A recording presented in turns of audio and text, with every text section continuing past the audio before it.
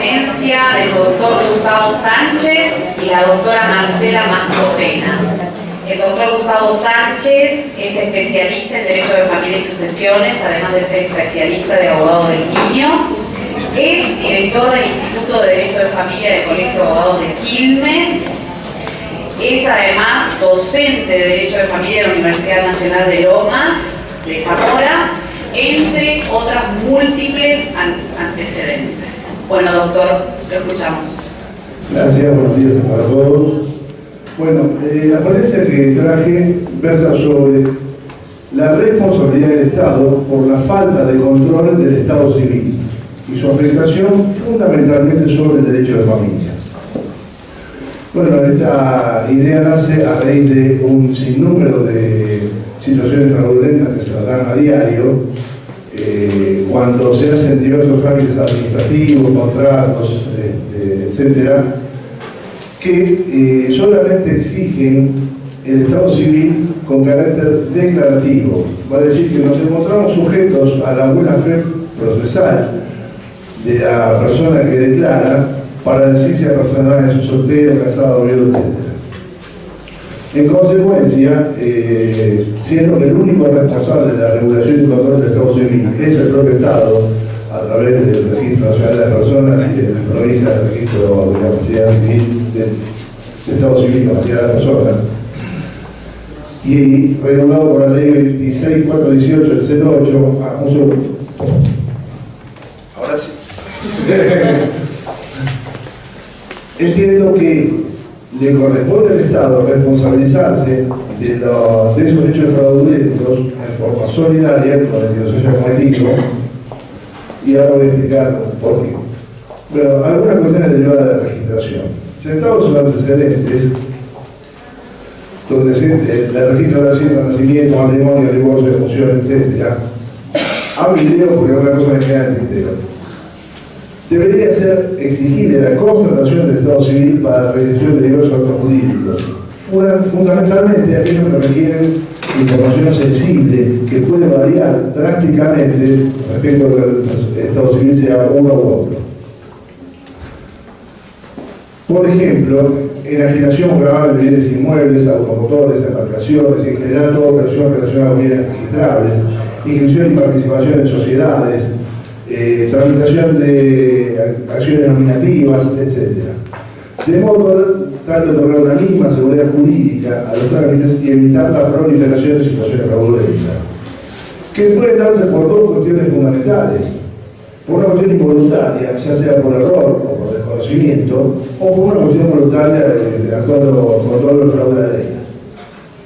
Dentro de las primeras situaciones podríamos encontrarnos con, por ejemplo, la manifestación de personas que por cuestiones culturales desconocen el cambio o la diferencia entre el matrimonio y el control de concubinato o unión convivencial. De hecho, ustedes, la mayoría que hacemos familia, muchas veces en el estudio lo presentan como mi marido, y mi marido puede vivir hace 20 años, pero nunca se casaron. O bien, por cuestiones de vida cotidiana. Por ejemplo, tenemos muchos casos de gente proveniente de países limítrofes. En mi caso trabajo con alguna gente de la comunidad boliviana, y me hice traer el Código Civil, y en Bolivia está prácticamente emparentado el concubinato con el matrimonio con prácticamente los mismos derechos y obligaciones. Entonces, bueno, ellos hablan naturalmente de mi marido cuando en realidad para la ley argentina no corresponde.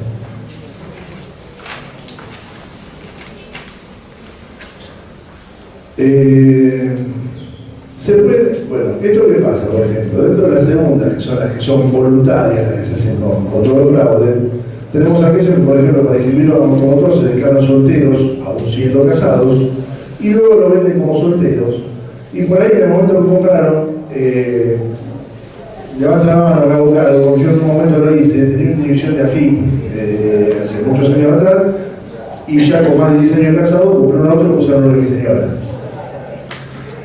¿Por qué? Para evitar que eventualmente, en el momento que me pudiera meter, se saltara la dirección, yo pudiera firmar y no pudiera. Oportunamente, se vendió el auto, se vendió como soltera, pero si yo en ese momento hubiera estado divorciado y tengo que salir con los bomberos, a ver cómo hago para parar esa situación.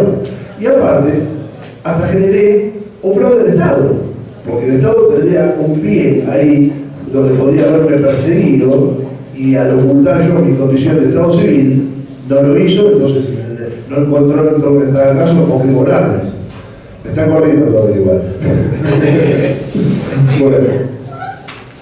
También puede darse el caso, por ejemplo, que dos personas originariamente solteras compren un inmueble en condominio y posteriormente se unan de matrimonio entre sí. Y ya unidos en esa condición, uno le vende al otro su parte, omitiendo declarar la existencia del matrimonio. Entonces el escribano, como simplemente declarativo, tranquilamente podría vender el condominio de A a B, y siendo que A y B ya en el momento de hacer su operación era matrimonio, era una operación prohibida. A ver, después podremos voltear judicialmente la operación, pero mientras tanto el fraude se hizo, y por ahí se hizo inclusive el fraude a un tercero, que podía perseguir, digamos, un embargo sobre el 50% que estaba en cabeza propia de alguno de ellos. Yo creo que lo propongo curarse en salud. La prevención es una de las herramientas más eficaces de la lucha contra diversos males que afectan a la sociedad. En tal sentido, el Estado, en diversas materias, adopta medidas preventivas. Por ejemplo, protege la salud de la población a través de implementación de planes de vacunación, controles de sanidad, campañas de concientización sobre el SIDA, etc. Protege el medio ambiente mediante implementación de difusión de programas de reciclado de basura, planes específicos para la discusión de residuos tóxicos, patológicos, sistemas de eliminación de gases o ruidos, etc. Protege el desarrollo social a través del funcionamiento de comedores comunitarios, hogares para gente en situación de calle, subsidios para desempleo, etc. Protege al niño mediante el sostenimiento de hogares para niños y niñas adolescentes en situación de maltrato o abandono, copa de leche en escuelas, fomento de actividades culturales y deportivas, etc. Ahora bien, ¿cuál es la responsabilidad del Estado por el control del Estado civil? Sentado tales antecedentes, nos cabe preguntarnos quién protege a la sociedad de los pedidos delegados de los fraudes anteriormente descritos respecto a la ejecución del Estado civil. Entiendo que si resulta el propio Estado el encargado de la inscripción y modificación y control del Estado civil, al mismo le cabe la responsabilidad de verificar dicha situación antes de dar lugar a cualquier trámite donde la condición de Estado civil pueda dar lugar a fraude. Resultando simple y sencilla la solución, solicitando previamente información pública al registro pertinente, que debería evacuarse mediante un certificado que acredite el Estado civil de la persona que deba realizar un trámite y que requiera acreditar dicha condición.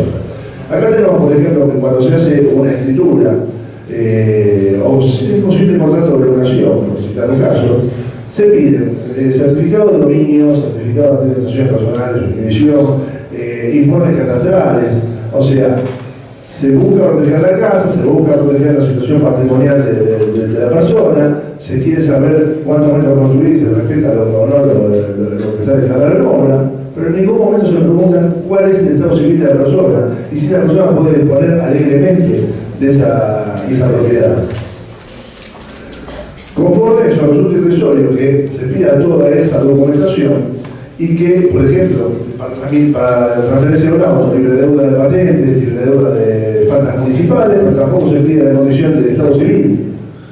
Tenemos, más allá de las implicancias personales y no ando por lo político, el caso del alcalde de Vudú, y hace el 30 de diciembre del año pasado, 2016, hubo un fallo de la Cámara de Declaración Penal de Capital Federal declarando una violencia económica donde se transfirió un automotor de Atacama, hicieron pasar por la cónyuge a otra persona con el documento. Hoy algunos escriban en Capital Federal es obligatorio, pero algunos escriban lo están haciendo para cubrirse de salud, acompaña la certificación de firma con la impresión del dígito vulgar. Pero bueno, en provincia no es obligatorio, en capital ya es obligatorio. Pero bueno, sería un certificado más, sí, nos va a encarecer una transferencia, sí, nos va a encarecer como antes sellado el certificado de registro, pero ¿cuánta seguridad jurídica le va a dar? Y aparte, tenemos una cadena de responsabilidades, porque yo para transferir un automotor no puedo recurrir a mi titular de confianza, tengo que ir al registro de propiedad de automotor. Y el registro de propiedad de automotor es un registro dependiente del Estado. Y dentro de todo lo que me piden, no me está asegurando esta situación. Entonces, vamos a suponer que se vendió un auto como soltero, de una persona que estaba casada y que normalmente lo compró como casado, pero fraude de solidaridad conyugal, el comprador de buena fe puede no tener nada que ver, vamos a suponer que fuera de buena fe, que no tengamos así un acto viciado por esa índole. El comprador de buena fe se llevó el auto, pagó el precio y listo, pero el cónyuge que quedó perjudicada en esa operación, tiene la posibilidad de reclamar no solo contra su ex cónyuge o su cónyuge que digamos, maniobra dolosa o por toda esa situación, sino contra el registro, que no tomó los recaudos necesarios para ver quién estaba vendiendo. Y además, contra el registro civil, porque el registro civil es el que ordena, y entonces esa información debería ser pública entre los registros estatales. Si hay un cambio dicha situación, por ejemplo, no se da habitualmente cuando es viudo o cuando es divorciado, porque le piden que acompañe el testimonio. El escribano pide acompañar el testimonio de divorcio. Pero si es soltero no piden nada. Hace unos años, por el asunto de los cambios de nacionalidades, italianas, españolas, etc., las embajadas estaban pidiendo dentro de la documentación algo que acredite la situación del estado civil. Entonces, ¿qué pasa? Era fácil acreditar casado, era fácil acreditar divorciado, era difícil acreditar soltero. Bueno, se empezó a emitir un certificado que en realidad no es de soltería, es de invariabilidad de estado. Va a decir una persona nace soltera, si nunca varía su estado, sigue soltera. Pero bueno, ese certificado que se pide, por ejemplo, para hacer una ciudadanía, no lo está pidiendo para el resto del trámite. Sería razonable lo que le escribieron para hacer escrituras de dominio, de hipoteca, que lo pida el técnico promotor. La Inspección Federal de Justicia para las inscripciones o ventas de acciones o de parte societaria, etc.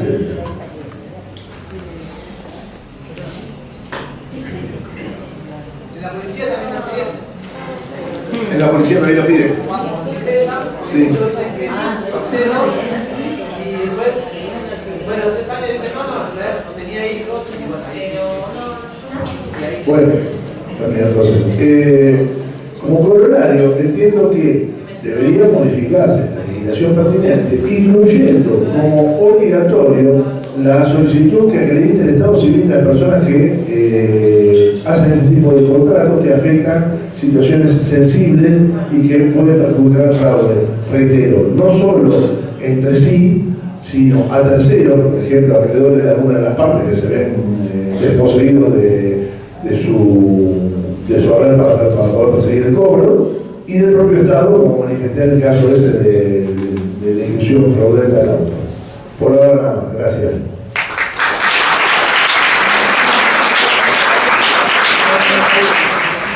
Bueno, ahora vamos a escuchar la ponencia de la doctora Marcela Mascotena, que nos va a introducir en el tema del abogado del niño. Ustedes saben que va a haber un panel posteriormente, pero bueno, la doctora va a tirar la primera piedra.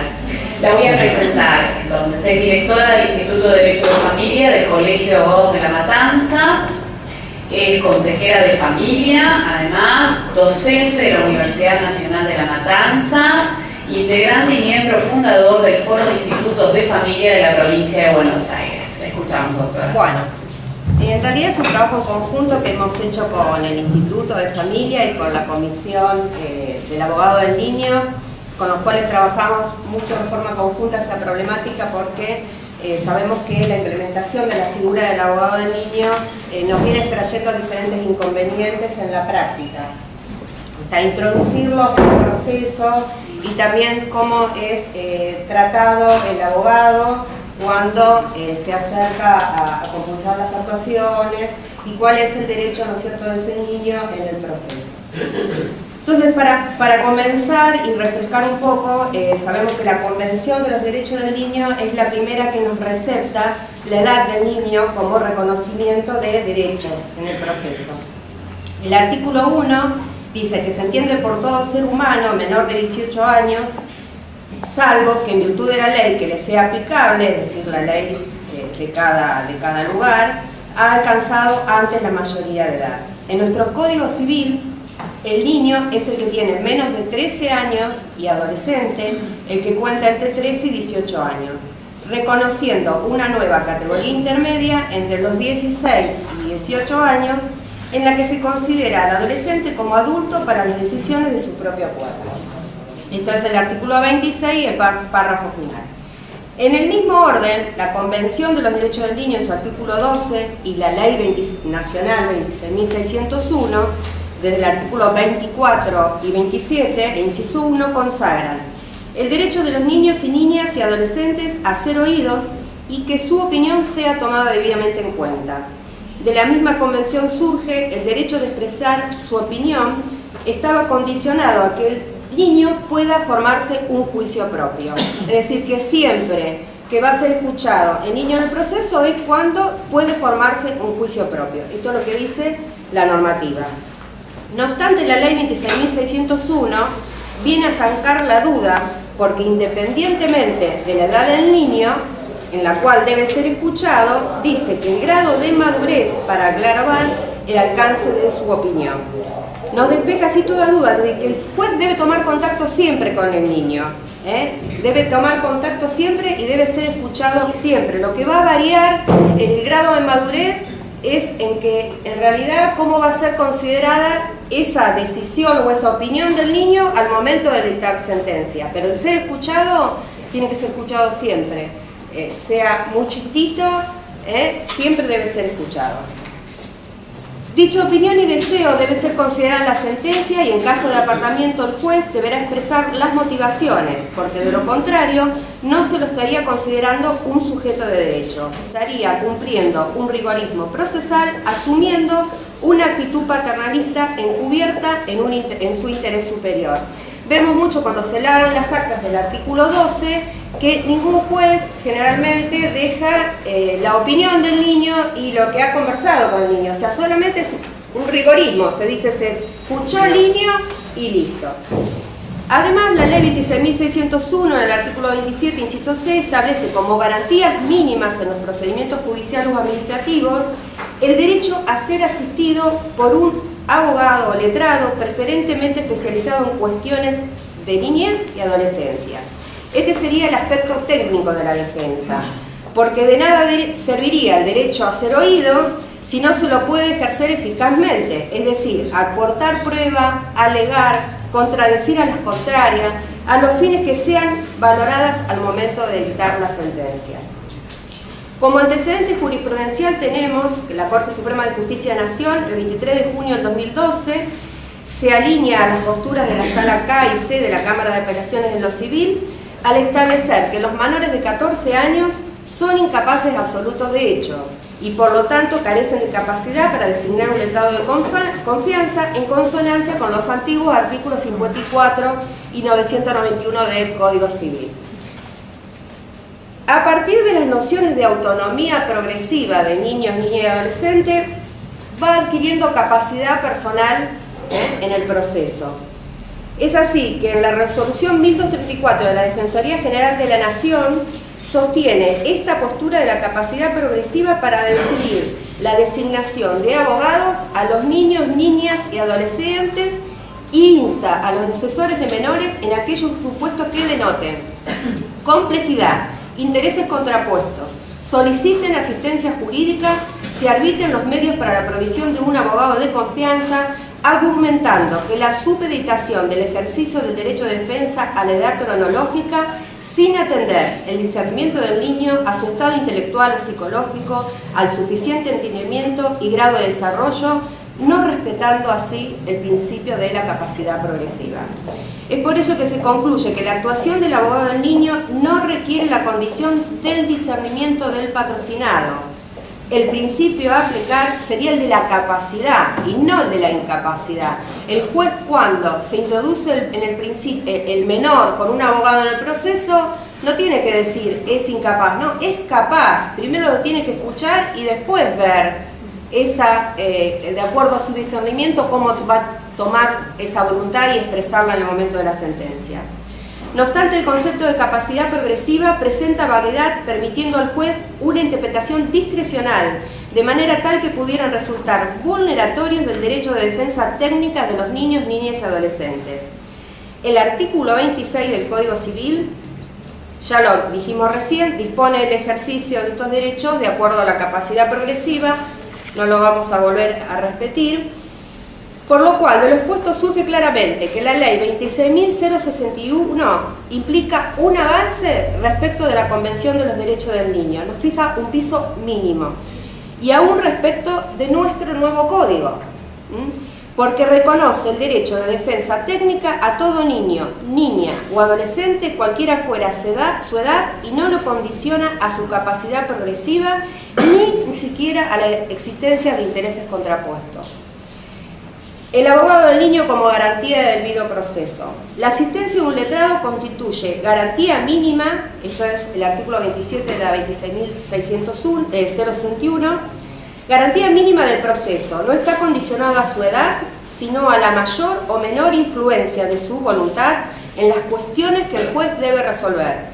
Y aquí es el Estado el garante del debido proceso, por lo que siendo un derecho del niño el contar con asistencia letrada en todo proceso judicial o administrativo, el Estado debe proporcionárselo. Está obligado el Estado al estar comprometida a garantías procesales como el debido proceso. En este sentido, el doctor Solari dice: todo niño, independientemente de su edad, tiene derecho a un letrado patrocinante, y en el caso de no tener el niño el suficiente discernimiento, la función del abogado será la de asumir la defensa de los derechos y las garantías del niño. Armonización de los principios de la Convención con el artículo 27 y la postura de la Sala B de la Cámara de las Apelaciones de la Capital Federal. Esta sala y en su antecedente jurisprudencial establece que los niños y adolescentes, en función de su capacidad progresiva y discernimiento real, podrán elegir abogados que los representen en el proceso conforme a su interés particular. Y en el caso que no tengan suficiente discernimiento, incluso tratándose de niños de muy pocos días de vida, de todos modos tienen el derecho al patrocinio letrado a través de la figura del tutor ad litem designado por el juez independientemente de la voluntad del niño. Esta postura no solamente confunde con su fundamento en su falta de discernimiento el imponerle un abogado designado por el juez, sino que le niega la elección a un abogado o al abogado, en este caso de niño, en el cual le tenemos en los colegios de abogados, sino también lo vuelve a considerar incapaz, porque lo vuelve a colocar en la situación del patronato. Es el juez el que le designa un tutor ad litem, la cual la mirada es totalmente diferente a lo que es el abogado del niño. El tutor ad litem va a mirar los intereses de ese niño de acuerdo a una mirada de un adulto. El abogado del niño escucha a su patrocinado y transmite cuál es su opinión, y es otra la mirada que está haciendo. Lo ve al niño como niño, no como un adulto, como lo que él creería, como lo que haría el tutor ad litem. En el mismo sentido, confunde la figura del abogado del niño con la del tutor ad litem cuando el primero representa el interés del niño desde la mirada de este último, es decir, su propia mirada, mientras que el tutor ad litem representa los intereses del niño desde una mirada adulta, considerándolo incapaz y sin considerar su opinión, similar al rol del asesor de incapaces. La postura sostenida en este trabajo. Como se ha desarrollado, la Convención de los Derechos del Niño considera que la designación del abogado del niño depende de su capacidad progresiva. Por otra parte, la Ley 26.061, su artículo 27, reconoce el derecho de defensa técnica de todo niño, independientemente de su edad y grado de discernimiento. Es por ello que es claro que la Ley 26.061 reconoce más derechos que la Convención de los Derechos del Niño. Por ello, todo niño, e incluso un bebé, tiene derecho a tener un abogado gratuito, quedando pendiente a quien corresponda tal designación. Es así que, alcanzado un cierto grado de comprensión que quedaría presumida con la presentación en el proceso con abogado patrocinante, debiendo prevalecer para el juez la presunción de capacidad sobre la de incapacidad. Podría además ser el abogado, en todo caso, de su elección y de confianza.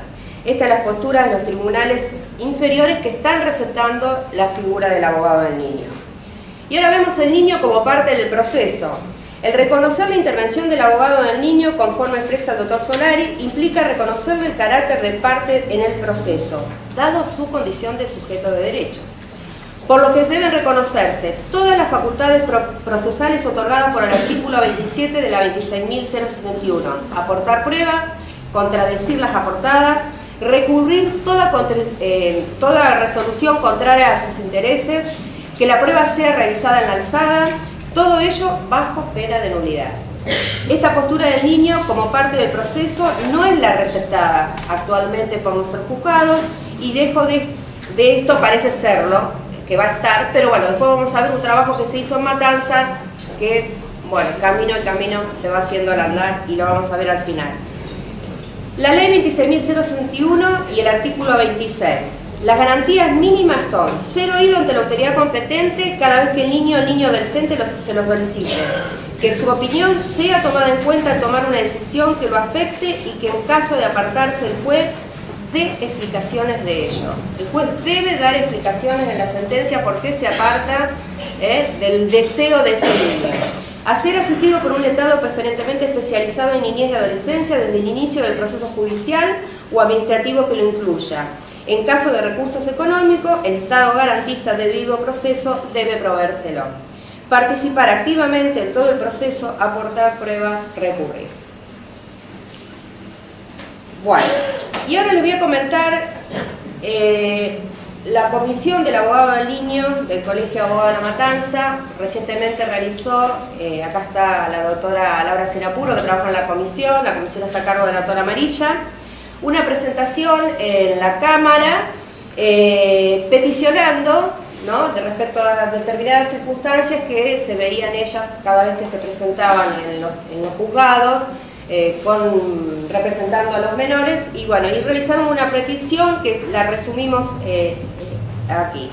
El 17 de mayo del 2017 se presenta a la presidenta de la Comisión del Abogado del Niño, la doctora Natalia Laura Pamela Amarilla, a la Cámara de Apelación en lo Civil y Comercial de La Matanza, una petición a los fines que se arbitren los medios y recomendaciones tendientes a lograr un mejor desarrollo de la profesión de la especialidad, manifestando los impedimentos que se enfrentan en el ejercicio de la función como abogados y abogadas del niño. 1. Impedimentos en la Receptoría General de Expedientes para ingresar demandas iniciadas por los niños con intereses contrapuestos con los padres, porque en la receptoría, en la planilla, no existe ningún lugar donde se los pueda incluir. 2. Impedimentos en diferentes juzgados donde se sostiene en general que el niño debe ser oído una sola vez, y en ocasiones se han tomado audiencias del artículo 12 de la Convención Internacional de los Derechos del Niño sin permitir el ingreso del abogado del niño, dificultades para acceder al expediente y que les sea brindada información sobre todo sobre los niños, solicitando preferencia de atención. 3. De acuerdo a la reglamentación vigente, solicitan que expresamente se manifiesten en las regulaciones de honorarios el estado de pobreza en los niños en situación de abrigo. Así no se inicia el beneficio de litigar sin gasto, que conllevaría más tiempo de tramitación. 4. La decisión de medidas en los servicios locales de protección sin notificar al abogado del niño. Muchas veces, me contaba la doctora, concurren y se fue por propia voluntad, porque tiene capacidad progresiva, y ni siquiera se notifica, o el servicio local toma alguna resolución y tampoco notifica al abogado del niño. 5. Respecto de los hogares convivenciales, manifiestan que conforme a la ley 26.061, artículos 55 y 64, es su deber denunciar irregularidades y supervisar las entidades de atención de niños, niñas y adolescentes. El Servicio Zonal de La Matanza ordenó a los hogares permitir sus visitas cuando ellos dispongan, por lo que no han podido hacer visitas en forma privada en otras cuestiones, en determinadas situaciones. Y esto es lo que le responde la Cámara. La Cámara de Apelaciones de lo Civil, la Cámara de Apelaciones de nuestro Departamento Judicial de La Matanza, a los fines de recabar los informes sobre los requerimientos, libró oficio a cada uno de los juzgados de familia. Libró oficio al servicio local, Laura, agregame algo más, si me estoy olvidando, al servicio zonal, bueno, a la Receptoría General de Expedientes, pidiéndole, ¿no?, explicaciones de cómo se estaban llevando estas inquietudes que había arribado a la Comisión del Abogado del Niño. Resolviendo. 1. Recomendar a la señora jefa de la Receptoría General de Expediente Departamental que deberá dar ingreso a las demandas que inician los abogados del niño, siendo resorte de los jueces y juezas del fuero expedirse sobre su admisibilidad. 2. Recomendar a los señores titulares de los juzgados la atención de los abogados del niño con prioridad que autorice la premura y particularidades del caso. Asimismo, recordar a los magistrados y magistradas que la regulación de honorarios de los abogados del niño deberá adecuarse a la legislación vigente y que la posterior certificación judicial a los efectos de su cobro deberá contener la indicación de que la regulación se encuentra firme e impaga. Así también, la situación de las partes condenadas en costas respecto del beneficio de litigar sin gastos. En este punto deberá dejarse aclarado que en los procesos especiales sobre abrigos, donde muchas veces no se constituye una condena de costa propiamente dicha, en virtud de la naturaleza de la cuestión debatida y también las condiciones de extrema vulnerabilidad tanto de los niños, niñas y adolescentes como de los progenitores o familias, deberá certificarse el estado de pobreza en los términos del artículo 27, inciso C, de la Ley del Servicio Local y Zonal, el Servicio de Protección, a que trabajen en conjunto con el abogado del niño, designando en las distintas causas y que profundicen en la articulación con los integrantes de las que se haya o no se hayan iniciado el beneficio de litigar sin gasto a los fines únicamente del cobro de honorarios del abogado del niño. 3. Exhortar a los organismos administrativos integrantes del sistema de corresponsabilidad de promoción y protección de los derechos de niños y niñas adolescentes, servicio local y zonal, a trabajar en conjunto con los abogados del niño designados en las distintas causas y a que se profundicen en la articulación con los integrantes de la Comisión del Abogado del Niño en pos del superior interés involucrado. 3. Regístrese, líbrense los oficios correspondientes por la vía electrónica o copia papel. Bueno, la conclusión es esta: considerar al niño en realidad como parte del proceso.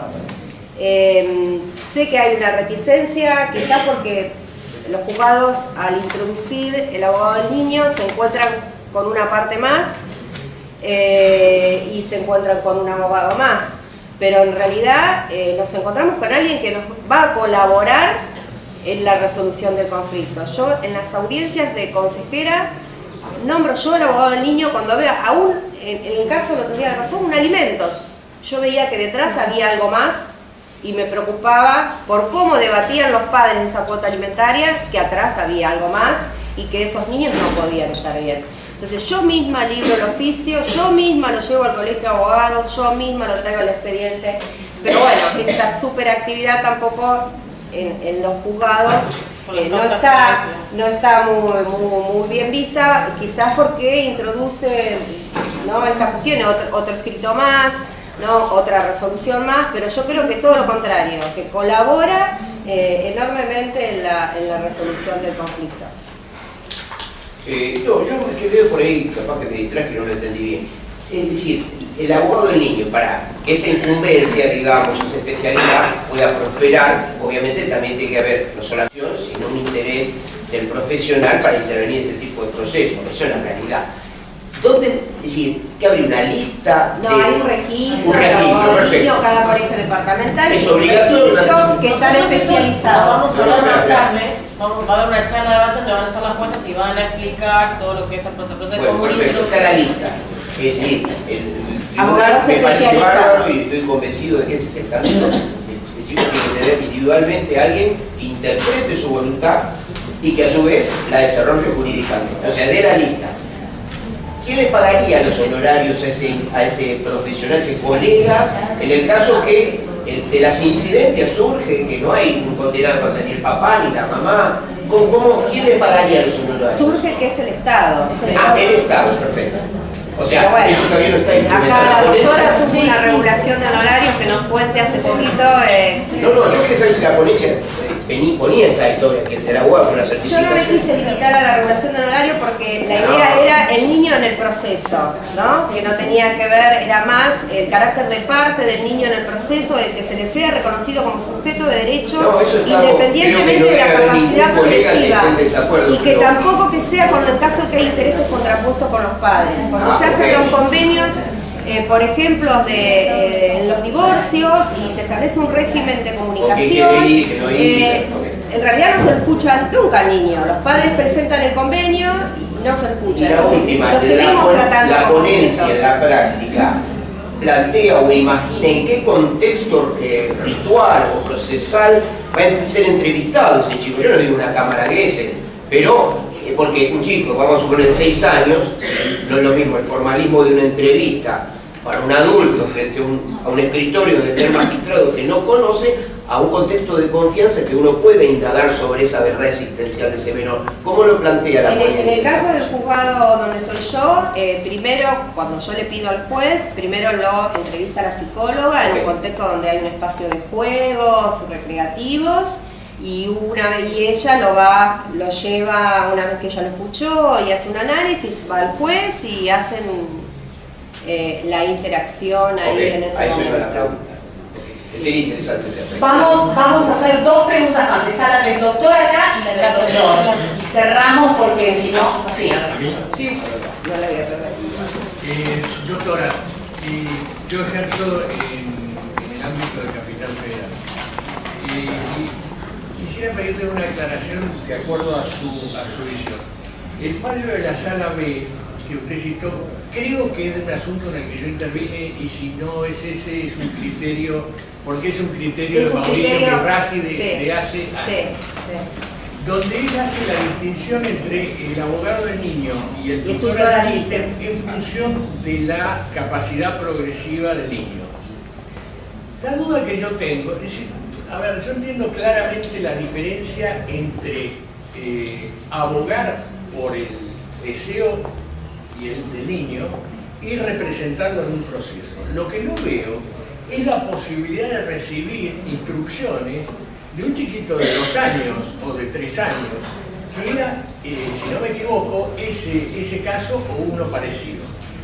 Creo que lo que quiso decir la Sala B en ese fallo fue que en el caso de niños de muy corta edad, la función del tutor y del abogado del niño de alguna manera se identifica, porque no hay otra manera de abogar por el respeto de los derechos del niño, digamos, que representándolo con un chico Claro, habría que ver si el tutor ad litem está especializado en cuestiones de niñez y qué mirada tiene en la escucha de ese niño, porque si tiene una actitud paternalista, que es lo que él considera que debe ser ese interés superior, o estoy totalmente de acuerdo es un abogado del niño que ve a ese niño en su circunstancia especial, tratando de interpretar su opinión, porque hay muchas maneras y por medio del equipo técnico se puede captar la opinión de un niño perfectamente. Entonces, la mirada es absolutamente diferente. Además de que es designado por el juez. Ahora escuchamos al doctor Sánchez. ¿Te parece que usted iba a hacer una pregunta? Iba a hacer un comentario, pero bueno, voy a ser cortito porque hay un panel de abogados de niños, pero yo lo que planteaba es que, bueno, en principio respecto los horarios que son, decía el doctor, yo también partidario que supletoriamente el artículo 68, cuando habla de imposición de costas, que pierde paga, así como paga peritos y abogados, paga el abogado del niño también. Y si las cosas son por su orden, inclusive porque los gastos que demanda el niño son carga de los padres, también debería ser soportado por los padres. Cuando hubiera un beneficio, bueno, indudablemente el Estado viene a cubrir ese bache. Lo que pasa es que el bache cubre todo muy chiquito, creo que de 4 a 6 kilos. O sea, que no vamos a hacer una fortuna. Y después hay una cuestión particular y cortita, ya la dejo a que la mano, que es el hecho de que lo que hicimos el curso de formación de abogado del niño, por ahí algunos colegas tuvieron un curso distinto, pero en general más o menos. Tuvimos formación en la legislación que apoya al abogado del niño. No tuvimos en general un curso interdisciplinario, una clase de psicólogos, no pretendemos ser psicólogos en una clase tampoco, ¿no? Pero a veces, digamos, nos podrían dar herramientas más allá de las que podemos tener como padres, como para poder interpretar el discurso del chico, leer entre líneas qué dijo y qué quiso decir, etc. Y además, me parece que en determinadas situaciones no alcanza ser abogado del niño. ¿Por qué? Y pongo un caso bien sencillo. Bueno, ahora ya creció, pero hace 3 o 4 años atrás yo había tenido la suerte de tener que negociar un contrato con Disney para Tini Stoessel. Yo no hago contratos internacionales, entonces esa pretensa seguridad jurídica que tendría que darle tener un abogado del niño estaría cayendo, digamos, o desprotegiendo el interés superior de ese chico, porque tendría que buscar un abogado con competencia en derecho internacional privado, por ejemplo. O, qué sé yo, un jugador de 15 años de fútbol que lo quiere comprar a Barcelona. no me dedico a contratos deportivos internacionales, entonces, por más que sea abogado del niño, estoy desprotegiéndolo. Yo creo que habría que abrir un poco el abanico y esa situación del abogado de confianza tendría que casi primar, y ante la falta de abogado de confianza, ir al abogado del registro. Con la siguiente salvedad, a ver si el abogado de confianza termina siendo un abogado conocido, el abogado del padre, el abogado conocido, el abogado de la madre, y termina inclinando la balanza. Sí, allá hay dos personas. Último comentario. Sí. Nosotros en el Colegio de Abogados de Morón hicimos toda esta preparación para especializarnos y sí tuvimos contacto con el Colegio de Psicólogos y vino gente, con el Colegio de Trabajadores Sociales, con el Instituto de Derecho Internacional Privado. O sea, tuvimos una formación integral y interdisciplinaria. Sabíamos o presumíamos dónde estábamos, dónde teníamos que caminar.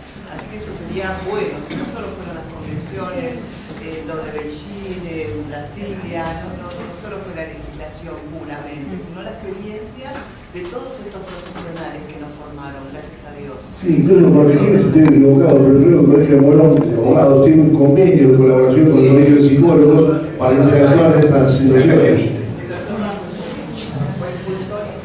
Bueno, señores, vamos a tener que clausurar acá la primera